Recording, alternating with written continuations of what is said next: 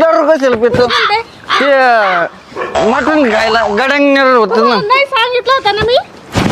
म्हंटल ताई एवढा उघडीट वाजता येतोय. नाही सांगितलं ना. या माणसाला काय करू, एवढं सांगितलं तरी मी ढोसून आले खुशाल आणि माझ्या बहिणीवर वाटेल ते शब्द. काय काय काय बोलले तुम्ही? लग्न करायचंय? हा गप बस. आणि तू बी काय बोलू नको, अजिबात शब्द बोलायचं नाही.